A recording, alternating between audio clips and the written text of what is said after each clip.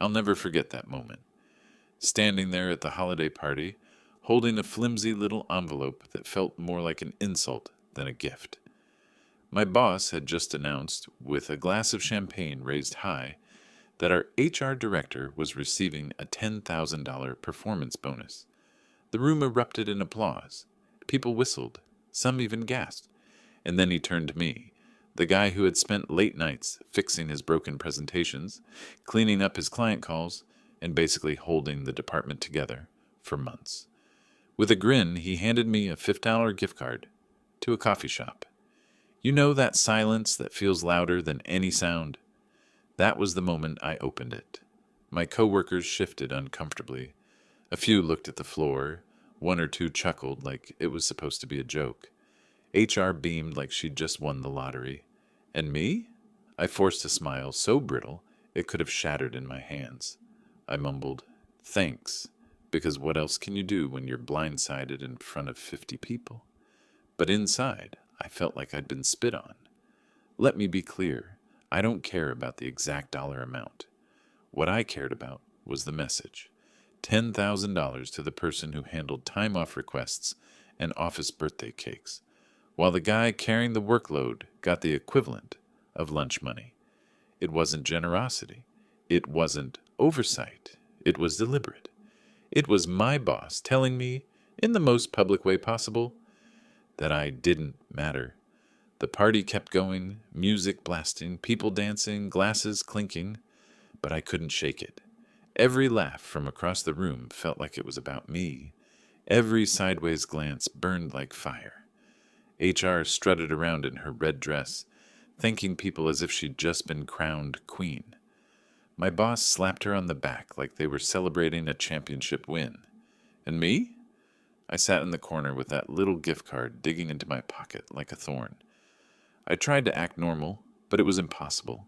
My friend Jacob from accounting leaned over and whispered, "Man, that was rough. Rough." That word echoed in my skull. Rough is spilling coffee on your shirt before a meeting.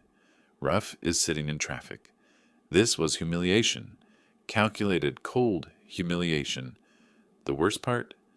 HR actually walked past me, smiling sweetly, and said, "Don't spend it all in one place." I wanted to laugh in her face, but my throat closed up. I just nodded and watched her disappear into the crowd. On the ride home, I sat in the back of an Uber, staring at the city lights. The card was still in my hand. $15. 15. Not even enough to buy a week's worth of coffee. Not even close to the hours I'd poured into saving his ass from disaster after disaster. I remembered the late night calls, the weekends sacrificed, the deadlines I hit while he was off golfing, and this was my recognition. I kept thinking about the way everyone clapped for HR, how the boss's voice boomed when he praised her, and how quickly his tone shifted when he handed me that envelope, like I was a footnote, an afterthought. I realized something dangerous on that ride home. It wasn't about money. It was about respect. And he had just told me, loud and clear, that I had none. By the time I got to my apartment, the anger had turned into something sharper, something colder. I set the gift card on my desk, stared at it for a long time, and felt a smile crawl across my face. Because humiliation like that doesn't just fade, it ferments. And when it ferments, it turns into something else entirely. That night, I swore to myself I wasn't going to forget this, and neither was he. The following Monday, the office felt different. It wasn't just in my head. I could sense it in the way people avoided eye contact, the way whispers cut off whenever I walked past. That stupid party had branded me, and everyone had seen it. I wasn't the guy who held projects together anymore. I was the guy with the $15 card. By the coffee machine, I caught fragments of conversation. 10 grand, can you believe it? One voice said, low but excited. Another replied, well, she is close with him. A pause, then a snicker. They didn't have to say more. I knew what they meant. HR wasn't just lucky. She was connected. I sat down at my desk and booted up my computer, trying to drown myself in spreadsheets and emails. But the buzz wouldn't stop. People congratulating her, stopping by her office to shake her hand like she'd just won Employee of the Year. And every time I looked up, there she was, glowing, milking the attention. My $15 humiliation might as well have been printed across my forehead. At lunch, I sat with Jacob again. He poked at his salad and said, "Man, that was brutal Friday. You okay?" I wanted to say yes. I wanted to shrug it off, pretend I didn't care. But the words stuck in my throat. Instead, I asked, "Tell me straight. Do people think it was funny?" Jacob hesitated, which told me everything before he even opened his mouth. "Some do," he admitted. "They're saying it was symbolic, like she got 10 grand because she's valuable. You got, well," he trailed off, not daring to finish. I stabbed at my sandwich, appetite gone. Symbolic. That word rattled around in my head like a hammer. It wasn't just a slight, it was a message. A declaration of rank. She was worth 10,000. I was worth 15. That was the hierarchy. Later that afternoon, I had to deliver a report to HR's office. She sat behind her desk, leaning back in her chair like a queen on her throne. A framed photo of her bonus check sat on the corner, like she wanted everyone who entered to know. When I handed her the report, she smiled with mock sweetness. "Thanks, champ. By the way, how's that gift card treating you? Did you already spend it?" Her tone was syrupy, but her eyes glittered with something sharper. She wanted me to squirm. She wanted me to feel small. I forced a neutral smile. "Not yet," I said flatly, "saving it for something special." She laughed, a little too loudly. "Oh, don't wait too long. Prices go up, you know." As I turned to leave, I heard her giggle under her breath. The door clicked shut behind me, but the sound of her laughter followed me down the hall like a ghost. By the end of the week, I wasn't just angry. I was starting to doubt myself. Was I really worth so little to them? Had all my late nights, all my sacrifices meant nothing? The walls of that office were closing in tighter every day, suffocating me under the weight of whispers and smirks. But then something happened, something that made me realize I wasn't as alone as I thought. It happened on a Thursday afternoon, the kind of gray, dragging day where everyone was half asleep at their desks. I was buried in emails when I heard my boss's voice boom across the hallway. "Can you come in here for a minute?" The tone wasn't a request, it was an order. I walked into his office to find HR already seated across from him, legs crossed, a smug little smile playing on her lips. The air in the room felt staged, like I'd walked into a performance that had been rehearsed beforehand. My boss gestured at the chair. "Sit." I sat. He leaned back in his leather chair, steepling his fingers. "We need to talk about your performance." I blinked. "My performance?" HR chuckled softly as if I had just cracked a joke. "Don't look so surprised. We've been reviewing everyone's contributions lately and, well," she glanced at him, then back at me. "Some people shine. Some people don't." Her words hung in the air like poison. My boss nodded gravely, as if she'd just delivered profound wisdom. "You've been reliable, sure, but reliable isn't exceptional. Reliable isn't bonus material." My jaw tightened. "I've managed 3 projects this quarter alone. 2 ahead of schedule, 1 under budget. Doesn't that count?" "Details," he waved me off. "You do your job. You keep the gears moving. But let's be honest. You're replaceable. That's the difference." HR smirked, like she'd been waiting for that line. "Exactly. Some of us go above and beyond. Some of us—" She let the silence finish the sentence for her. I sat there, staring at them both, my blood boiling. It wasn't just the insult. It was the way they enjoyed it. They were feeding off my humiliation like it was entertainment. Finally I spoke, my voice low but steady. "So just to be clear, you're saying years of work, all the late nights, all the deadlines I've saved, that's worth $15? That's the value you put on me?" HR's smile widened. "Well, when you put it that way, maybe it's generous?" I felt something snap inside me. My boss expected me to explode, to shout, to give him the satisfaction of seeing me lose control. Instead, I leaned back in the chair, calm as ice. "Got it?" I said quietly. $15. Good to know where I stand. For the first time, their smiles faltered. They expected anger. What they got instead was something worse: resolve. I stood, nodded once, and walked out without another word. My hands were shaking, not from fear, but from the electric surge of clarity running through me. They wanted me to feel small, to accept that I was disposable. But all they'd really done was light the fuse, and the explosion was coming. The breaking point came the very next week. I was reviewing a quarterly report when I noticed something strange. My name, missing. Entire projects I had managed from scratch, gone. Instead, the credit lines bore other names. And not just any names. HR's, my boss's.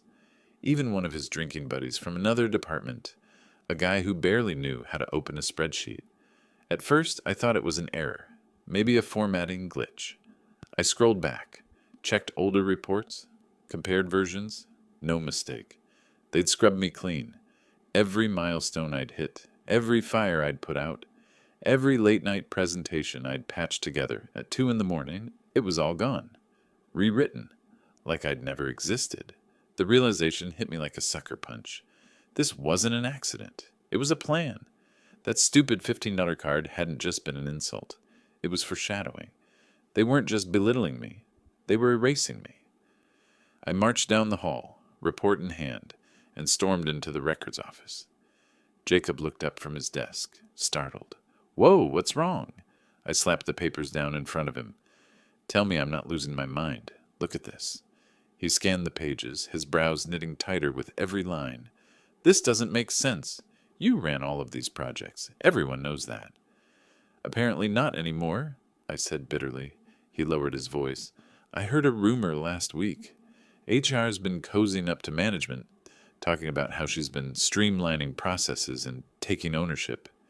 He shot me a look, uneasy. I didn't believe it, but man, this is bad. The walls seemed to close in around me. Bad was an understatement. This wasn't about money or bonuses or recognition anymore. This was about survival. They weren't just trying to humiliate me. They were setting me up to vanish, career and all. That night, I couldn't sleep. I sat at my kitchen table, staring at the glowing screen of my laptop. The $15 gift card was still on my desk, untouched, mocking me like a tiny tombstone for my dignity. And then around midnight, my phone buzzed, a message from an unknown number. "I saw what they did to you. We should talk." For the first time in weeks, I felt a flicker of something other than anger or despair, hope. The message came from a number I didn't recognize, but the tone was sharp, deliberate. Not spam, not a prank. I hesitated before replying, "Who is this?" Seconds later, "Meet me in the parking garage tomorrow. Level 3 by the stairwell. 8:15 a.m., don't tell anyone." I barely slept that night. My mind ran circles. Was this a trap? A joke? Or was it the one lifeline I desperately needed? By morning, exhaustion was written all over my face, but curiosity pulled me to the garage anyway. The air was cold, echoing with distant footsteps and the occasional car engine. I checked my watch. 8:14. Then I heard a voice from the shadows. "Over here."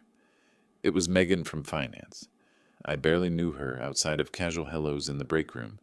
She stepped into the light, clutching a folder like it was radioactive. "I wasn't sure you'd come," she whispered. "What is this about?" I asked. She glanced around nervously before handing me the folder. Inside were copies of emails, budget sheets, and meeting notes. All doctored, my projects, rewritten, reassigned, twisted until it looked like HR had masterminded everything. "They're building a case," Megan said quietly. "I don't know if it's to push you out or to boost her career, but it's bad. Real bad." My chest tightened. "Why are you showing me this?" "Because I can't stand watching it happen," she replied. "You've done more for this company than half the execs upstairs, and now they're trying to bury you so she can climb the ladder." She paused, lowering her voice even more. "But here's the thing. They're sloppy. She's sloppy. And if this goes up the chain the wrong way, it won't just ruin you. It could tank him too." "Tank who?" I asked, though I already knew. "Your boss," she said flatly. "The guy who handed you that $15 card. He's been signing off on all of this. If it blows up, it won't just be her name on the paperwork. It'll be his signature. The folder suddenly felt heavier in my hands. Evidence, proof. A weapon I hadn't asked for, but one I now possessed. Megan leaned closer. You didn't get this from me. But if you play it right, you won't just save yourself. You'll take both of them down. I stood there, the hum of the fluorescent lights buzzing above us, her words echoing in my head. For weeks I'd been humiliated, erased, treated like nothing. And now I had a choice, not just to defend myself, to fight back. I spent the weekend poring over that folder Megan had given me. Every page dripped with arrogance, emails where HR bragged about streamlining processes that I had built, spreadsheets where my work was scrubbed and replaced with her initials, budget approvals carrying my boss's signature like rubber stamps on a lie. The more I read, the colder I became. They weren't just undermining me, they were rewriting history. By Monday morning, my plan was clear. Not revenge yet, exposure. The opportunity came faster than I expected.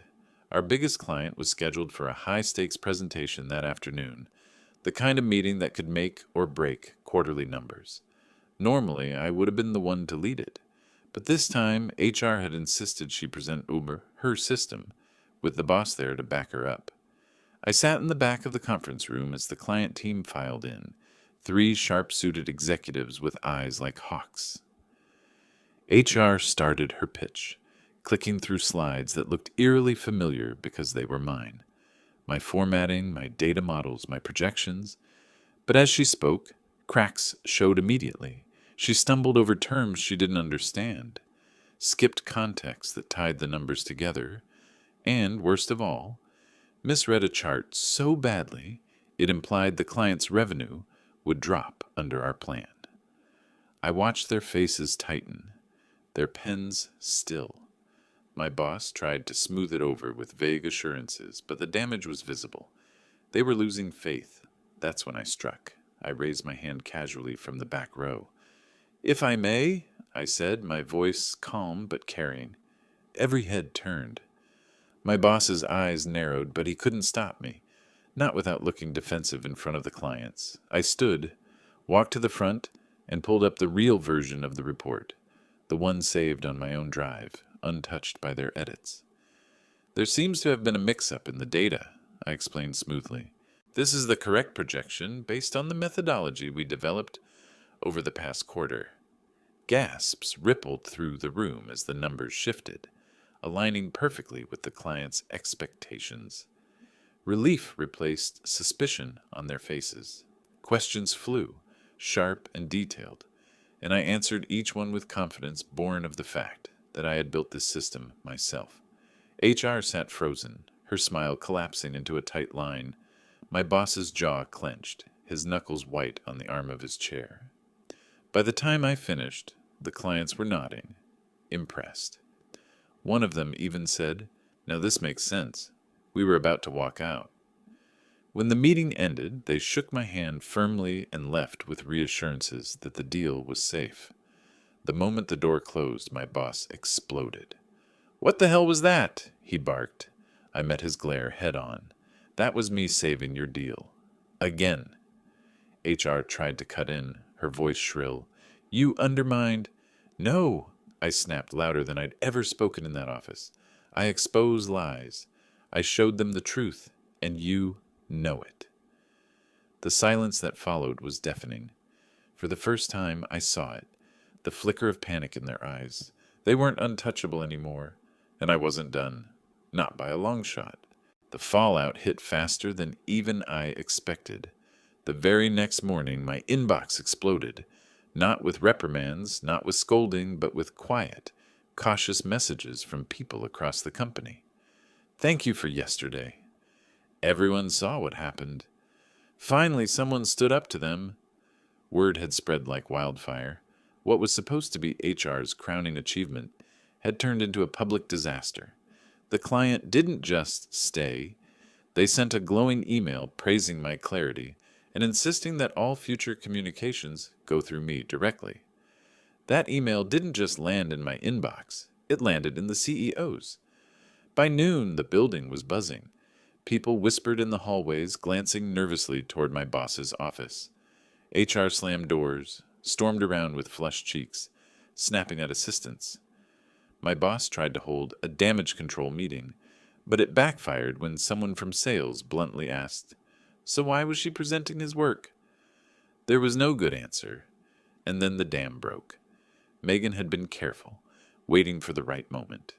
That afternoon, an anonymous packet arrived on the CEO's desk. Copies of the falsified emails, the doctored spreadsheets, the signatures tying it all together. My name was missing from reports, replaced with HR's. My boss's signature approving the lies. Evidence that couldn't be explained away as clerical errors. By the next day, an emergency leadership meeting was called.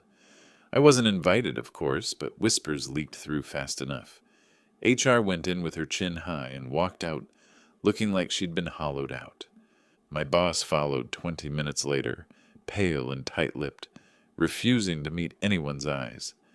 That afternoon, an all-company email hit every inbox.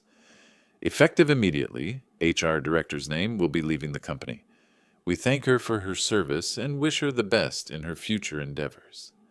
The silence in the office after that announcement was eerie, broken only by the ping of new messages. But it didn't stop there. By the end of the week, rumors swirled that the board was questioning my boss's leadership. His strategic vision had been exposed as a hollow shell built on my work. Clients were asking uncomfortable questions. Senior staff were distancing themselves from him like he carried a disease. For the first time since that humiliating party, I felt the weight shift. The same people who had looked at me with pity, or worse, amusement, now looked at me differently, with respect, maybe even fear. And the best part, I hadn't lifted a finger beyond telling the truth. They had done it all to themselves. But I wasn't finished, not until the final nail was hammered in. And that nail was waiting, tucked neatly in the corner of my desk, a $15 gift card. I kept that $15 gift card on my desk like a trophy. Every day I saw it, the sting of that party came rushing back, but so did the fire it lit inside me. 2 weeks after HR's swift departure, my boss was summoned to a board meeting. The whispers around the office weren't even whispers anymore. Investors were furious, clients were circling me instead of him, and the CEO was tired of patching holes in a sinking ship. Everyone knew what was coming. I wasn't invited to the meeting, of course. But when I saw the executives file past my desk, stiff and unsmiling, I slipped the gift card into my pocket. For once, I wanted to be there when the curtain fell. An hour later, the conference room door cracked open. My boss walked out, face ashen, jaw clenched so tight it looked like it might snap. He didn't say a word. He just went straight to his office, closed the door, and locked it. The official email landed before the hour was over. Effective immediately, boss's name will be stepping down from his position. We thank him for his contributions and wish him well. The office buzzed like a live wire. Some people grinned openly, others kept their heads down, but no one was surprised. The man who once humiliated me in front of the whole company had finally been stripped of his throne. That afternoon, the CEO called me into his office. He didn't waste time. "We need stability. Clients trust you, staff respect you. Effective today, you'll be leading the department."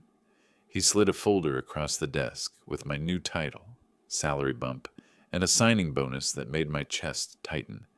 It wasn't about the money anymore, but damn, it felt good to see.